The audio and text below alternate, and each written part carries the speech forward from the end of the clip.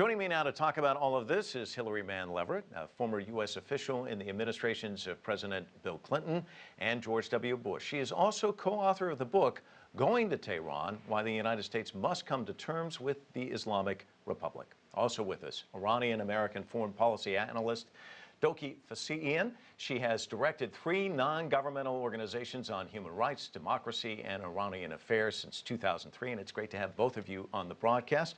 Always great to see you, Hillary, and so why don't we start with Going to Tehran, Why the United States Must Come to Terms with the Islamic Republic. Is it coming to terms with the Islamic Republic? What do we make of what happened in New York? Well, I think it actually starts a bit before New York and not even focused on Iran, focused on Syria. The inability for the United States to even credibly threaten force against Syria has opened up something really important at a really opportune time when you have someone like President Rouhani having been elected and his foreign minister Zarif. 2 people who really have studied and I think deeply believe in international law as a transparent, neutral way forward to address and solve problems. Both of them have PhDs in international law from Western universities. I've negotiated personally with now Foreign Minister Zarif over Afghanistan over 10 years ago when we had the axis of evil speech. So they're able to take their hits and keep going. So I think we have an opportune moment on the Iranian side, and on the American side, you have this inability to even threaten the use of force, which has really opened up something important. I don't think Americans are going to change their views of the domestic situation in Iran or Iran's support for various groups that we don't like, but this inability to use force opens up diplomacy for the first time in a generation. Dokhi, let me get your thoughts. Do you agree? I think definitely Syria is a big factor in why we see this outreach right now, and this willingness both on the part of the United States and on the part of the new Iranian government to try to come together and create an opening and at least a reduction of tensions. But I think it goes beyond that. I think, in fact, the economy in Iran is really what's bringing the Iranian side to the table. The Iranian government has seen tightened sanctions since 2011. Their oil imports have fallen by half. Inflation is rampant in the country, and unemployment is at record levels. The Bazaar, which is the traditional backer of the regime, is now, really rumbling and saying, we need relief here. So the regime really cannot afford to lose the merchant class, and it knows that it needs to do something to relieve the situation in Iran. So I think that's the main issue. That's what we're saying. But there's been all this talk in the past about the nuclear issue, but also human rights, social reforms. Should the United States be moving forward without putting that also on the table and insisting on that? Why don't I start with you? Well, I think that the United States should be talking to the Iranian government on all issues that it's concerned about. I don't think it should place any conditions on what Iran should be doing before it starts to discuss the issues that it's concerned about. Human rights, justice, peace, and security, just as trade and development is an issue, a legitimate issue of international concern.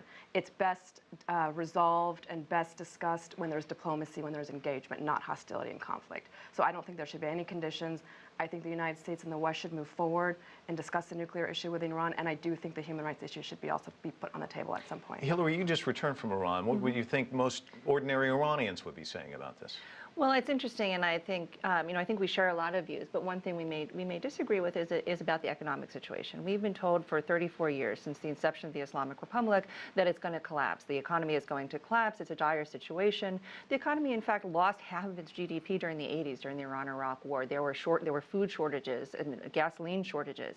I've just gone back to Iran yet again, just back this weekend. It is, of course, sanctions are hurting, but the idea that they are hurting so much that it's going to force this government to do anything defies the history of the Islamic Republic. You can't even get a seat at at the expensive restaurants in Iran. They're that packed. The expensive restaurants, the cheap restaurants, the stores, everything is packed. People are shopping. The idea that because an economy may contract somewhat because of sanctions, we're not even talking about Greece or Spain. So the idea that that has an impact here. Okay, so that is the narrative. That's the narrative in the West. So what is driving this? What I think is driving this is that the Islamic Republic has a real security dilemma. It is surrounded by 15 countries, almost all of them hostile in some really serious, deep ways. And this government has periodically wanted to have a better situation in its regional environment and with external actors when it has an opportunity. I think they have an extremely sophisticated, smart diplomacy that has given them security in a very hostile environment. But they see what's happening in Syria, in Saudi Arabia, in Iraq. It's a hostile environment. And I think Rouhani has for a long time wanted to secure their regional and international environment on security grounds. Would you agree? I think it's more complicated than that. I don't see the regime as a holistic kind of everyone agrees. I think there are factions in the Iranian regime. In this particular election, if you followed it closely, showed that even the two main camps in Iran are actually very, very splintered.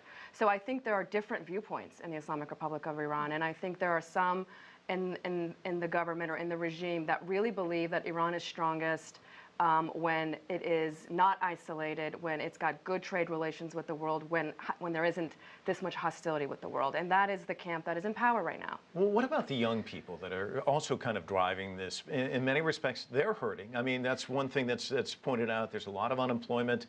What are their thoughts? I mean, there's no grand sort of polling in Iran that we can say the Iranian youth all think this. But I think on the whole, most analysts would say that Iranians want jobs.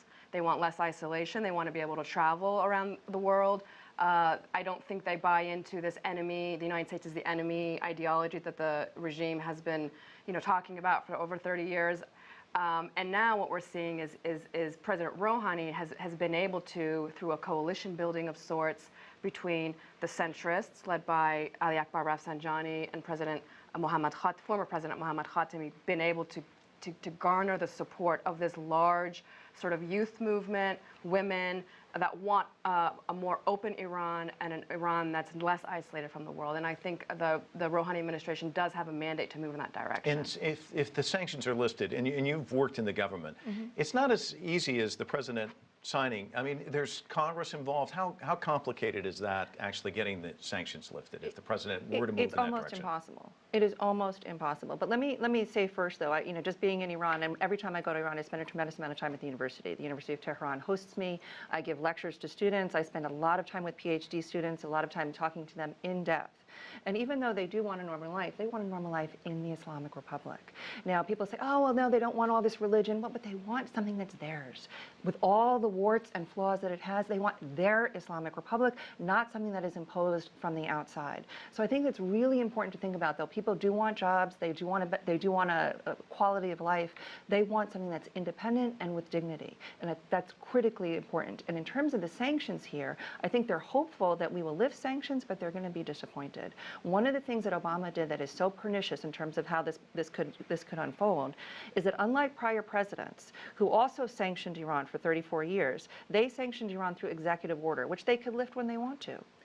Obama didn't do that. He allowed Congress to enact almost all of the executive orders into law, which means that the best Obama could do is to waive sanctions for 6 months at a time, which, if Iran were an aid-dependent entity, like the PLO, for example, that may not be so bad. You can get aid renewed every 6 months. But Iran is not like that. Iran needs investment. No investor is going to invest when they think, when 6 months later sanctions can be reimposed or the next president can reimpose them. So it's a really difficult position that Obama has gotten himself into. Dokhi, let me ask you this. It also seems there's another thing at play here. It seems as though this relationship between the United States and Israel is shifting with Syria and Iran. And I want to get your thoughts on that, because Netanyahu was here in the United States and still very much kind of hitting this drumbeat, Rouhani, sheep in wolf's clothing, or however he described it. And yet Obama reaching out, making this phone call. What does this mean in terms of a shift within the relationship between the United States and Israel? How do you see it? Well, I mean, I think that the relationship between the United States and Israel is a very strong one, and I don't see it being damaged, anytime soon or changing anytime soon. But, I think just today, British and French diplomats were in Jerusalem or in Tel Aviv speaking to their Israeli counterparts, letting them know that there probably will be an interim deal. So I think it's just kind of cajoling the Israelis to understand that eventually, there will be a reduction of tensions, and nobody wants to go down the path of war. I don't think people really appreciated President Netanyahu's tone You know, perhaps there are concerns still in Israel about what the Iranians are, how far they'll be willing to go in terms of the concerns they have about the nuclear issue. But I don't think President Netanyahu helped himself, and I think a lot of Israeli analysts in Israel are also basically saying that, you know, this is not helpful right now. This is not in the interest of Israel. Hillary, I'm going to give you about 20 seconds. We're out of time, but I want to get your thoughts on this too. The Israelis have a fundamental problem. They don't want a strong Iran any which way. So if there's a deal, they have a problem. If there's not a deal, they have a problem. Israel has a huge security dilemma. They have a problem with Egypt. They have a problem with Syria.